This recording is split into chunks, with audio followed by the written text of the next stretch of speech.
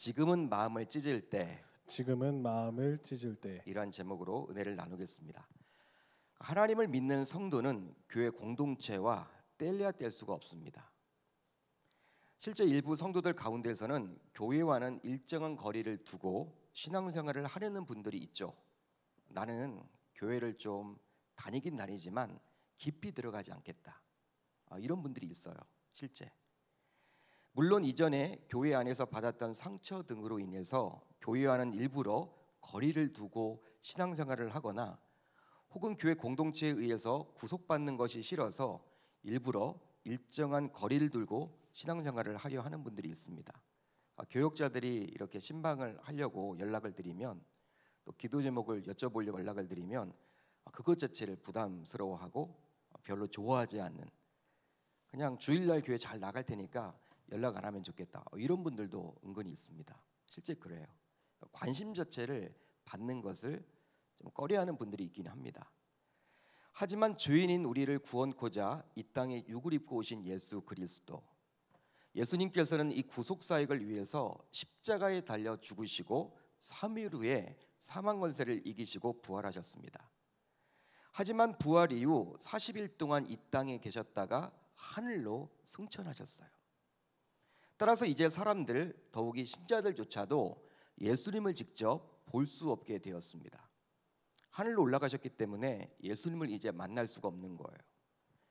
복음서와 연결된 사도행전을 보게 되면 예수님께서 승천하신 이후에 이제 오순절 성령 대각임 사건이 있었고, 이 오순절 성령의 역사 덕분에 이제 교회가 생겨나게 되었어요.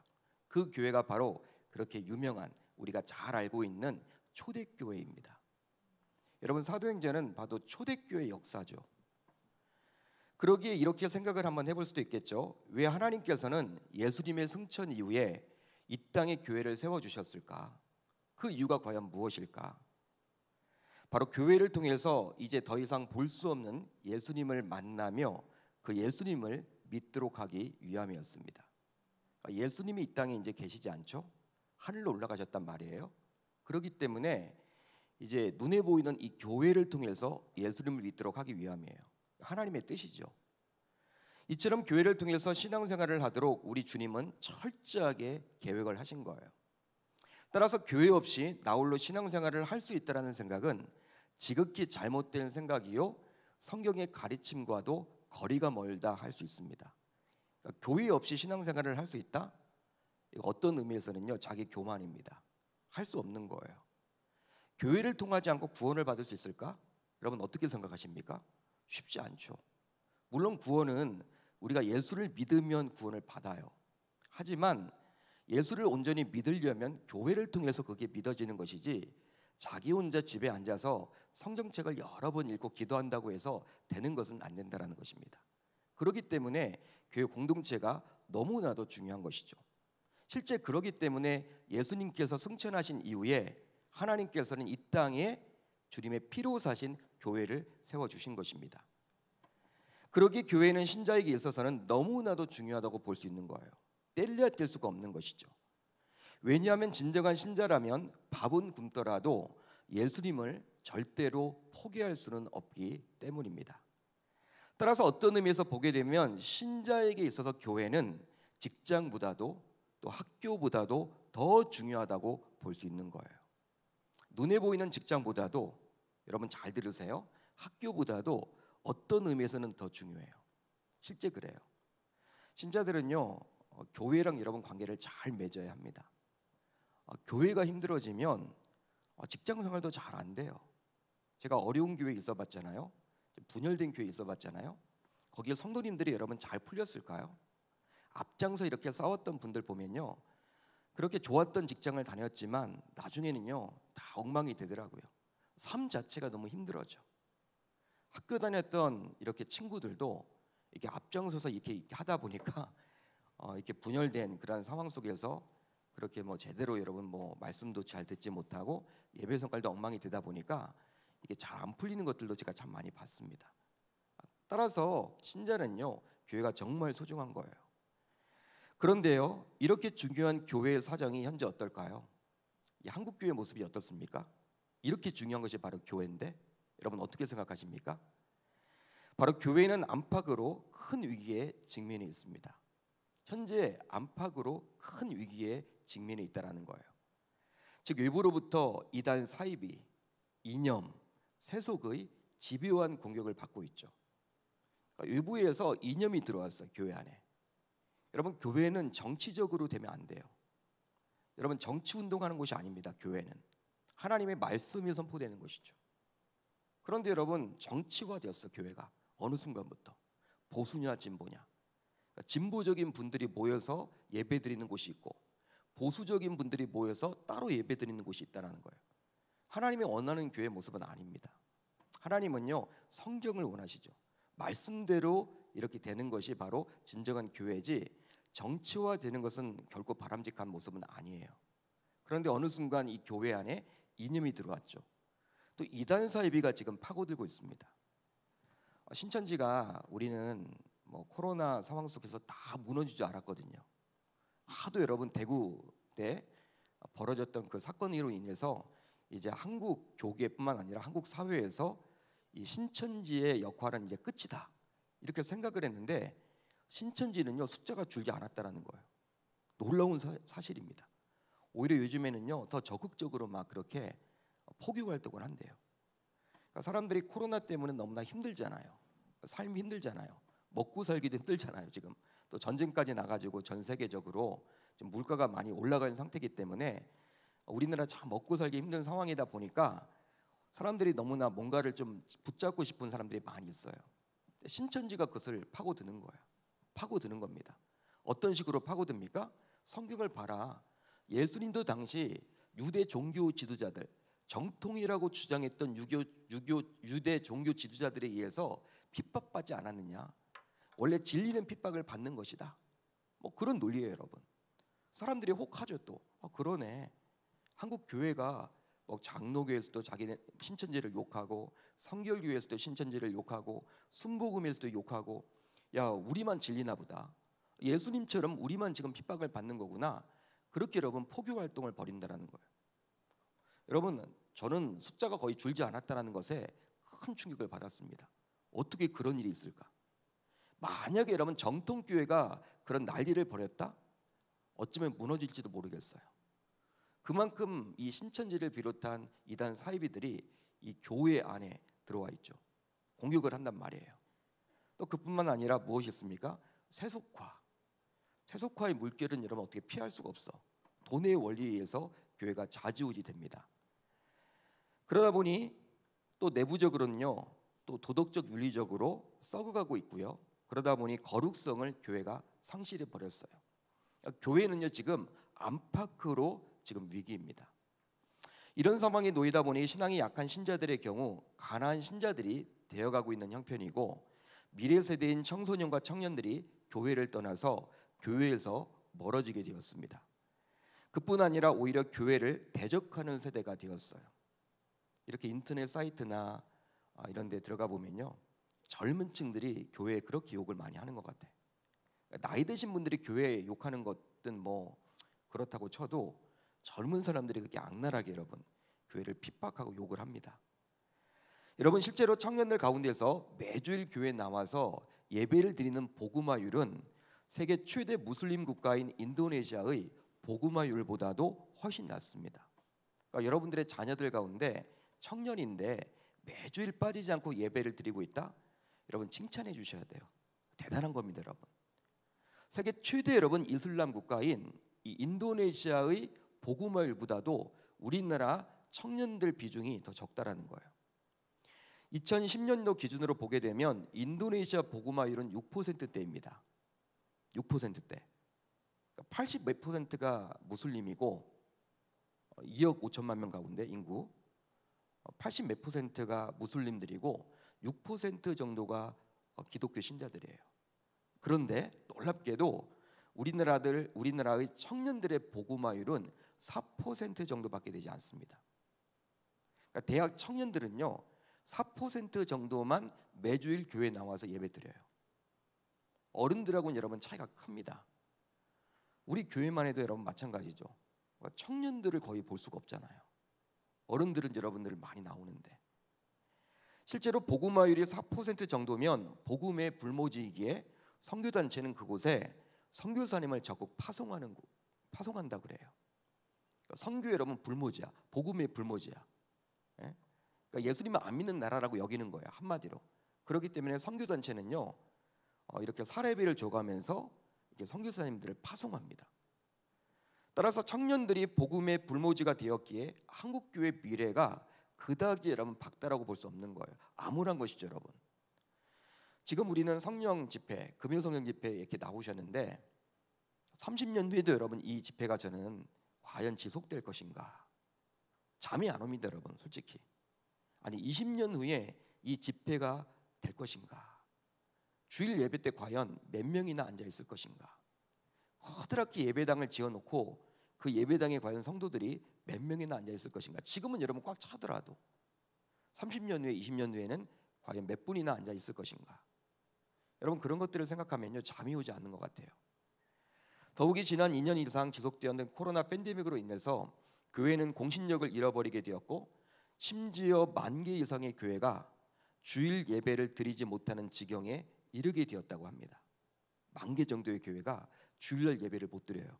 현재 금년 말까지 하면 15,000개로 그게 늘어난다는 거예요.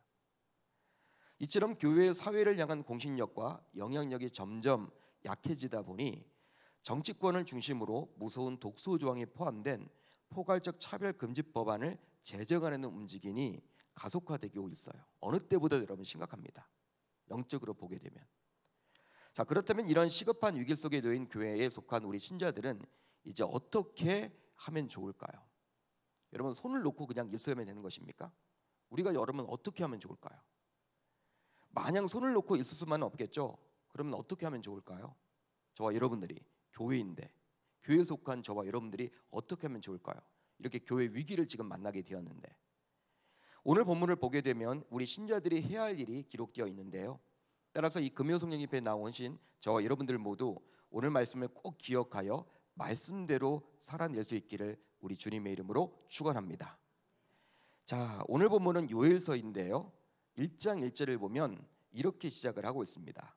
부두엘의 아들 요엘에게 임한 여호와의 말씀이라.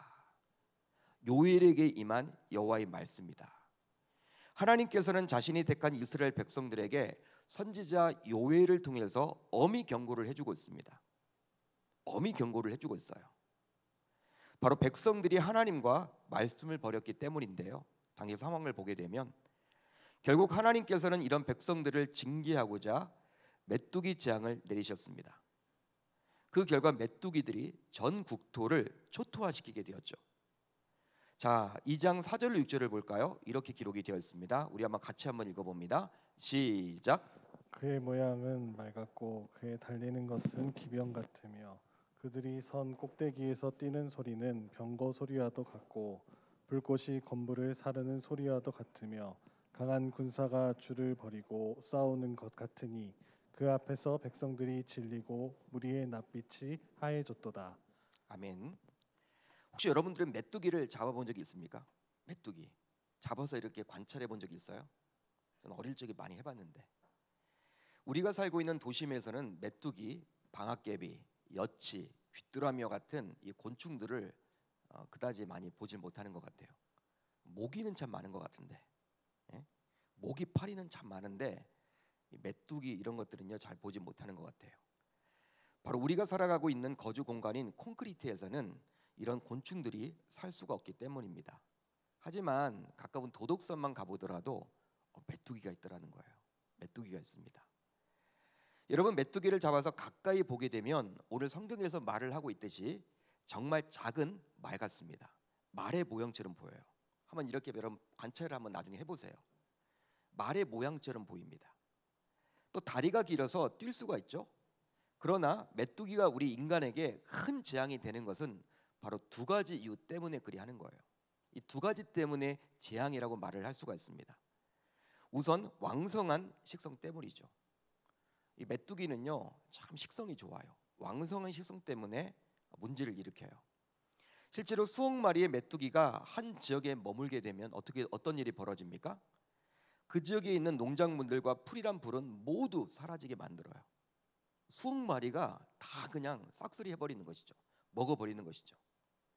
그렇게 되면 결국 그 지역은 황폐화될 것입니다.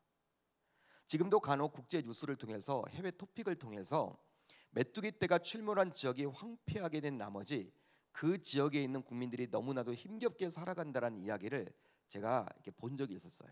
지금도 여러분 간혹가다 그런 일이 벌어집니다. 아프리카의 어느 지역에서 이렇게 메뚜기 떼가 출몰해 가지고 그 지역을 황폐화시켰다. 그런데 그 메뚜기 떼들이 이렇게 점점 이렇게 동쪽으로 이동을 해가지고 아프가니스탄까지, 파키스탄까지 아프리카에서 날라왔다. 여러분 가는 곳마다 여러분들 다 황폐화시키는 거죠. 그만큼 메뚜기 재앙이 무서운 것은 바로 그 메뚜기의 왕성한 식성 때문에 남아나는 것이 없도록 만든다는 거예요.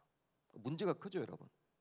만약 우리나라도 이 가을철에 메뚜기 떼가 출몰한다. 한두 마리의 메뚜기가 아니라 우리나라에 있는 몇백 마리 이 정도가 아니라 수억 마리가 어느 곳에서 이동을 했다. 우리나라 여러분 농사 망치는 거예요. 흉년되는 거죠, 여러분. 별을 여러분 다 갉아먹을 거 아닙니까? 그러니까 재앙이에요, 재앙. 보통의 여러분 이 식성을 가지고 있는 게 아니란 말이에요. 다음으로 굉장한 소음 때문에 또 재앙이라고 볼 수 있습니다.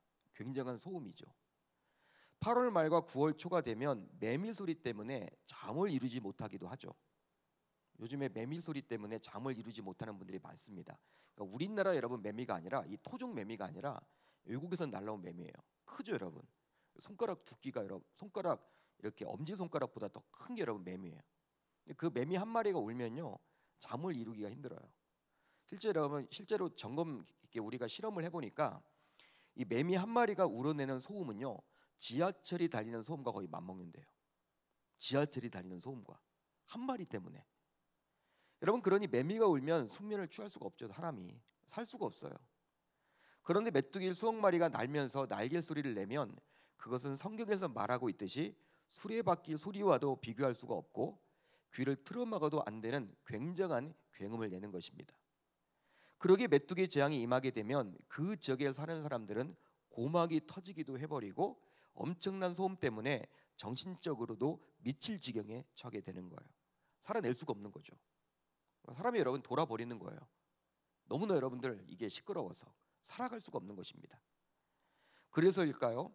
하나님은 이렇게 경고를 해주고 있죠. 그들이 산 꼭대기에서 뛰는 소리는 메뚜기에 여러분 뛰는 소리는 병거 소리와도 같고 불꽃이 건물을 사르는 소리와도 같으며 강한 군사가 줄을 버리고 싸우는 것 같으니 그 앞에서 백성들이 질리고 무리의 낯빛이 하얘졌도다. 얼마나 힘들어지면 무리의 낯빛이 하얘졌겠습니까? 충격을 받은 거예요. 그만큼 그 소리 때문에. 여러분 보통 우리 신자들은 우리의 신앙의 대상인 하나님에 대해서 사랑이 많으신 분으로만 여기는 경우가 참으로 많습니다. 근데 물론 맞는 말이죠. 하나님은 사랑이 참 많으십니다. 그러다 보니 우리 신자들에게 은혜를 베풀어 주시고 우리 신자들의 아픔을 헤아려 주시고 또 우리의 고통을 싸매어 주시는 분으로만 여기는 경우가 참 많아요. 사랑의 하나님이시니까 우리가 힘들고 어려울 때 도움을 주시는 분으로 우리는 여러분 여깁니다. 하나님을. 맞는 말인데요. 그런데 우리가 놓쳐서는 안 되는 것이 있어요. 그게 바로 무엇이냐? 하나님께서는 우리 신자들을 사랑하시기에 우리 신자들이 잘못된 길로 가게 되었을 때 가차없이 우리에게 사랑의 매를 이렇게 때리신다라는 거예요. 사랑의 여러분 매를 채찍질로 여러분 하신다라는 거예요. 채찍을 여러분 들어서 우리에게 매질을 하신다라는 거예요. 따라서 하나님은 사랑의 하나님이시지만 또 심판의 하나님이시고 징계의 하나님이심을 저와 여러분들은 기억해야만 하는 것이죠. 여러분 사랑하기 때문에 때리시는 거예요. 그러니까 우리에게 여러분 어떨 땐 고난이 오죠. 하나님이 주시는 고난도 분명히 있습니다. 그러니까 우리가 보기에는 하나님이 나를 사랑하시는데 왜 고난 주실까? 우리가 여러분들 사랑하기 때문에 여러분들 그렇게 하는 거예요. 우리가 자녀들에게도 잔소리를 하죠. 커갈 때 자녀들에게 잔소리를 한단 말이에요. 너 뭐 해야 된다 뭐 해야 된다 잔소리를 하는데 사랑하니까 잔소리를 하는 것이지 나랑 별로 여러분 상관이 없는데 남의 아이에게 여러분들 내가 잘 모르는 누군가에게 그렇게 잔소리하는 사람은 아무도 없어요. 옆집 아이가 여러분 망가져도 우리가 그 옆집 아이를 잘 모르면 뭐라고 하지 않는단 말이에요. 그렇지만 내 자녀가 망가지게 될 상황에 처하게 되면 뭐라고 하죠. 마찬가지예요. 우리가 여러분 하나님이 우리를 사랑하시기 때문에 징계도 하시는 거예요. 처벌도 하신다라는 거예요. 심판도 하신다라는 것이죠. 여러분, 현재 우리는 코로나 재앙으로 힘든 나날을 보내고 있는데요. 아니, 신자인 우리는 하나님을 모르는 세상 사람들보다도 주님의 핏값으로 사신 교회에 닥친 여러 위기를 몸소 보면서 어려진 교회를 보면서 마음 아파하는 우리 주님을 생각하기에 더 힘든 나날을 보내고 있다라고 볼 수 있습니다. 우리가 여러분 교회가 지금 많이 힘들고 어렵죠. 한국 교회가 우리 교회를 포함해서 예배를 여러분 잘 드렸다가 수십 년 동안 예배를 잘 드려왔던 교회가 그렇게 오랜 기간 동안 교회를 여러분 잘 그렇게 지내왔는데 2년 반 동안 예배를 온전히 드리지 못하다 보니까 성도들이 다 뿔뿔이 흩어지기도 하고 신앙이 여러분들 다 무너지다 보니까 지금 한국 교회 전체가 여러분 엉망이 되었습니다. 여러분, 이런 모습을 보면서 누가 가장 마음이 아플까요? 우리 하나님이시죠. 여러분, 그러기 때문에 그 하나님의 마음을 안다면 우리가 신자들은요, 우리가 세상 사람들이 코로나 때문에 힘든 것보다도 더 우리가 힘들죠. 하나님의 마음을 알기에. 이것은 마치 부모를 사랑하는 자녀들이 부모의 아픈 마음을 보면서 자신도 마음 아프듯이 말입니다. 그거 여러분 마찬가지라고 볼 수 있는 것입니다. 그런데요, 엄밀하게 보면 이 코로나 재앙도 우연히 우리에게 일어난 일은 결코 아니에요. 우연히 벌어진 일은 결코 아닙니다. 바로 하나님의 섭리 가운데 일어났기 때문이죠. 하나님은 결코 모르지 않는다라는 거예요. 따라서 이 코로나 재앙은 이 시대를 향한 하나님의 징계요, 우리 신자들을 돌이키기 위한 일종의 하나님의 처방책이라고 볼 수 있는 것입니다. 엄밀하게 말하면 바로 신자인 우리가 하나님께로 또 말씀으로 돌이키지 않으면 재앙의 맛보기로 보여주신 코로나 재앙 이후에도 더 큰 재앙이 연달아 올 수도 있음을 우리에게 보여주고자 함이죠. 코로나가 여러분 이렇게 지금 되게 힘들게 어렵게 했지만 이것으로 끝이 아닐 수도 있다는 말이에요. 엄밀하게 보면 그렇습니다. 전문가들에 따르면 현재 4년에서 5년 간격으로 이런 전염성이 강한 재앙이 우리 인류에게 해를 끼치고 있습니다. 실제 그렇잖아요. 여러분, 해를 거듭할수록 인류에게 더 심각한 해악을 끼치고 있습니다. 실제로 에볼라, 사스, 신종플루, 메르스, 코로나에 이르기까지 4년, 5년 주기로 지금 계속 오고 있어요. 이번에 여러분 큰 것을 좀 만난 것이지. 신종플루 때 우리가 좀 크게 좀 당했고 메르스는 그냥 쉽게 넘어간 것 같고, 그런데 이번에 코로나 바이러스는요, 우리나라뿐만 아니라 전 세계적으로 이렇게 큰 어려움을 주게 되었죠. 근데 이게 여러분 주기가 지금 4년에서 5년이에요. 따라서 아직 코로나19가 어떻게 마무리될지 알 수는 없지만 설령 코로나19가 오미크론을 끝으로 잘 마무리된다 하더라도 4년, 5년 뒤에는 코로나보다 더 심각한 바이러스로 인해서 우리 인간의 안전이 위협받을 수도 있음을 예측해 볼 수가 있는 거예요. 주기가 여러분 4년부터 5년입니다. 그러기에 코로나 팬데믹은 이제 재앙의 맛보기라고 보시면 되는 거예요. 이걸로 끝이 아니라는 것이죠. 더 센 게 올 수도 있다는 거예요. 여러분, 앞으로 우리가 마주칠 재앙은 어쩌면 또 기후 재앙일 수도 있습니다. 기후 재앙. 뭐 지금 빙하가 다 녹았다 그러죠. 북극에 있는 빙하가 다 녹아가지고 여러분 이렇게 해안가에 있는 해수면이 낮은 나라들은요, 이게 여러분 바닷물이 다 이렇게 올라갔대요. 그러다 보니까 잠길 위험에 있다. 일본 같은 나라는 점점 또 가라앉는다라는 이야기도 있고, 전 세계적으로 여러분 기후가 지금 엉망이죠. 뭐 온난화, 기후 온난화 여러분 들어보셨죠? 이런 것으로 인해서 환경 파괴로 인해서 기후에 여러분 재앙이 올 수도 있습니다. 나중에 어떻게 될지도 몰라요. 또 지진과 같은 자연 재해일 수도 있고, 또 감당하기 힘든 경제 위기와 같은 인공재해가 닥칠 수도 있고, 또 인류의 멸망을 야기할 핵전쟁이 올 수도 있다라는 거예요. 어떤 재앙이 올지 우리는 여러분 전혀 예측할 수가 없죠. 실제 요엘 선지자는 이러한 재앙의 날이 바로 여호와의 날이라고 말씀해주고 있습니다. 여호와의 날이다. 그렇게 지금 말을 해주고 있죠. 여호와의 날이 크고 심히 두렵도다. 당할 자가 누구이랴. 여호와의 날이 온다라는 거예요. 여호와의 날이 닥치면 크고 심히 두려워서 당할 자가 아무도 없다라는 것이죠. 그러니까 인간의 영역이 아니라는 거예요. 인간이 그때 가서 어떻게 해봤자 아무 소용이 없다라는 거예요.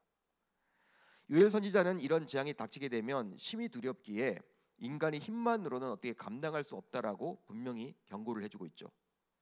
자, 그렇다면 왜 하나님께서는 이런 재앙을 내리시는 것일까요? 여러분, 이런 재앙을 주시는 목적이 과연 무엇입니까? 바로 세상이 주는 풍요에 취한 나머지 신자라면서도 하나님을 하나님으로 온전히 섬기지 못하고 말씀에 불순종하며 살았기 때문입니다. 실제로 이스라엘 백성들이 거주하며 농사를 짓고 목축했던 가나안 땅은 젖과 꿀이 흐르는 땅이 맞아요. 참 좋은 땅입니다. 비옥한 땅입니다. 실제로 그 땅에 들어가기 전 요단강을 건너서 정탐을 했던 자들 가운데 갈렙과 여호수아가 있었는데 이들이 이런 말을 했습니다. 제가 읽어드릴게요. 여호와께서 우리를 기뻐하시면 우리를 그 땅으로 인도하여 들이시고 그 땅을 우리에게 주시리라. 이는 과연 젖과 꿀이 흐르는 땅이니라. 지금 여호수아와 갈렙이 그 땅을 정탐하고 와서 백성들에게 한 이야기예요. 그 땅이 젖과 꿀이 흐르는 땅이 맞다. 진짜 맞다. 너무나 비옥하다. 좋은 땅이다. 그래서일까요? 그 땅은 비옥했으며 포도와 밀과 무화과와 양과 소가 풍족했습니다. 농사가 너무 잘 되는 거예요. 심으면 심은 대로 다 여러분 잘하는 거예요. 목축도 잘 되죠. 비옥하기 때문에 하나님께서 적절한 때 비도 주시고 또 적절한 때 여러분 이렇게 마르게 하셔서 농사를 짓는 데 있어서 그 땅만한 땅이 없다라는 거예요. 그런데 그 땅에 살던 기존의 거민들은 그곳이 풍족하게 된 것이 바로 풍요의 신이었던 바알 덕분이라고 여겼습니다. 바알 때문에 그렇게 그 땅이 좋은 땅이 되었다라고 여겼어요. 그런데 하나님의 백성이었던 이스라엘은 그들의 이야기를 듣고 어떻게 했습니까? 자신들도 역시 기존 가나안 사람들처럼 바알을 숭배했다라는 거예요. 그러다 보니 오직 하나님만을 섬기지 못했고 바알과 함께 하나님을 섬기는 안타까운 일이 벌어지게 된 것이죠. 하나님은요 유일신이잖아요. 하나님 한 분만을 섬겨야 돼. 다른 것에 우리의 눈이 가면 안 돼요. 그런데 바알도 섬기는 것과 같이 하나님을 안 섬겼던 것이 아닙니다. 하나님만을 섬기지 못하고 바알도 같이 섬겼다는데 문제가 있죠. 왜? 백성들이 보험을 든 거예요. 한마디로 왜? 그 땅에 계속 살면서 바알 때문에 그 땅이 축복받았다, 비옥하게 되었다, 젖과 꿀이 흐르는 땅이 되었다라고 이렇게 백성들이 그 땅에 살던 거민들이 이야기를 하자 혹해가지고 설령 그게 아니면 어떡할까 이런 염려 때문에 하나님만을 온전히 의지하지 못하고 바알도 같이 섬겼던 거예요. 이것은 마침 요즘 우리 신자들의 모습과도 같다고 볼 수 있는데요. 바로 신자인 우리도 하나님만을 섬기지 못하고 삶 속에서 하나님도 섬기지만 또 다른 무언가를 섬기죠. 그것이 바로 무엇입니까? 돈을 섬깁니다. 또 자녀를 섬겨요. 또 배우자 부모를 섬기고 또 자신이 한 일을 섬기고 또 지식과 명예와 권력을 마치 하나님과 함께 섬기며 살아가고 있기 때문이죠. 하나님만을 섬기는 것보다도 하나님도 섬기지만 자녀도 같이 섬겨요. 자녀가 우상이 되어 있죠. 어떨 때는 배우자가 우상이야. 어떨 때는 부모가 우상이야. 어떨 때는요 돈이 우상이야. 돈 때문에 주일 성수까지도 안 해. 어떤 분들은요 또 권력이에요. 권력을 줘야 한다. 선거철만 되면 교회 나오고 선거에 당선되면 교회를 안 나와. 그 사람은 그게 여러분 우상이에요. 신자라고 하면서도. 그러니까 여러분 권력이 여러분 우상일 수도 있어요. 어떤 분들은 자신의 명예를 드높이는 거. 여러분 마치 당시 이스라엘 백성들처럼 우리도 동일하다는 것입니다. 바알을 섬기고 이스라엘 백성들이 또 하나님을 섬겼듯이 우리도 동일하게 하나님만을 여전히 섬기지 못하고 다른 무언가를 섬기고 있다는 것이죠. 따라서 하나님께서는 신자인 우리에게 이제 양다리를 걸치면서 그렇게 살지 말고 오직 하나님만을 섬기기를 바라면서 우리에게 재앙을 주시는 거예요. 그러기에 우리가 미워서 재앙을 주시기보다는 사랑하는 우리가 돌이키려고 사랑하는 우리를 돌이키기 위해서 재앙을 주셨음을 우리는 반드시 기억해야만 하는 것이죠. 실제로 오늘 보면 12절을 보시면 하나님의 마음을 엿볼 수가 있는데요. 우리 한번 같이 읽어봅니다. 12절 시작. 여호와의 말씀에 너희는 이제라도 금식하고 울며 애통하고 마음을 다하여 내게로 돌아오라 하셨나니. 내게로 돌아오라 하셨나니. 이게 우리 주님의 마음이에요. 주님의 마음이 여러분 좀 느껴지십니까? 야, 너희들 내게로 돌아와야지. 예? 너희는 나의 백성이잖아. 나만을 섬겨야지. 어떻게 지금 이것도 섬기고 저것도 섬기고 하냐. 양다리 걸쳐서는 안 돼. 예? 내가 있고 자녀도 있어야 돼. 순서가 있는 거야. 질서의 하나님이야. 내가 있고 부모도 있는 거야. 내가 있고 돈도 있는 거야. 내가 있고 권력도 있는 거야. 네가 하고 싶은 거 있지? 그것도 나 다음에 하는 거야.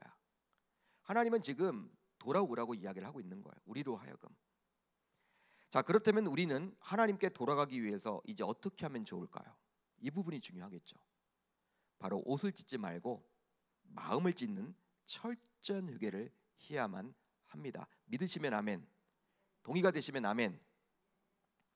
한번 따라합니다. 옷을 찢지 말고 마음을 찢는 철저한 회개를 해야만 합니다. 너희는 옷을 찢지 말고 마음을 찢고 너희 하나님 여호와께로 돌아올지어다. 하나님의 말씀이에요. 실제로 우리 모두 회개해야 한다는 것 결코 모르지 않습니다. 회개해야 된다. 그 모르는 사람이 어디 있습니까? 신자라면 누구나 다 알죠. 그러다 보니 회개를 하긴 해요. 회개 안 하는 사람은 없습니다. 다 합니다. 특별히 금요성령 집회 나오시는 분들은 다 회개하는 자들이죠. 실제 매주일마다 우리 교회에도 예배 순서에 회개의 기도 시간이 있긴 있어요. 여러분 2부에 나오시는 분들, 3부에 나오시는 분들은요, 우리가 여러분 회개 기도 시간이 있습니까 없습니까? 있습니다. 하지만 하나님께서 원하시는 회개는 옷을 찢는, 즉 형식적인 회개가 아니라 마음을 찢는, 즉 진정한 회개라는 거예요. 여러분, 진정한 회개를 하는 사람들의 특징은 바로 주변 사람들을 잘 의식하지 않습니다.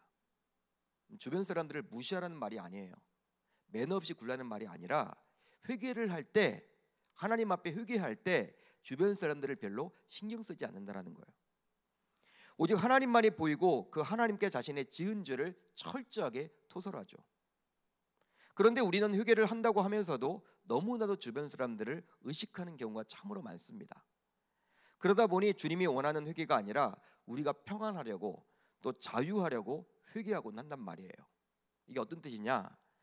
바로 회개하지 않으면 화장실 갔다가 볼일을 제대로 보지 못하고 나온 것처럼 답답하고 정말 좀 이상하다 보니까 그냥 회개하는 거예요. 찝찝하잖아, 안 하면. 그러니까 여러분, 찝찝했기 때문에 하는 거야, 회개를. 그럼 안 되죠, 여러분. 따라서 이제 신자인 우리는 옷을 찢는 회개, 즉 형식적인 차원의 회개가 아니라 마음을 찢는 진정한 회개를 해야 할 줄로 믿습니다. 바로 누가복음 18장에서 볼 수 있는 세리가 했던 회개처럼 말이죠. 바리새인과 세리가 성전에 올라가서 기도하기 시작해요. 그런데 바리새인은요, 자기를 드러내는 기도를 했어요.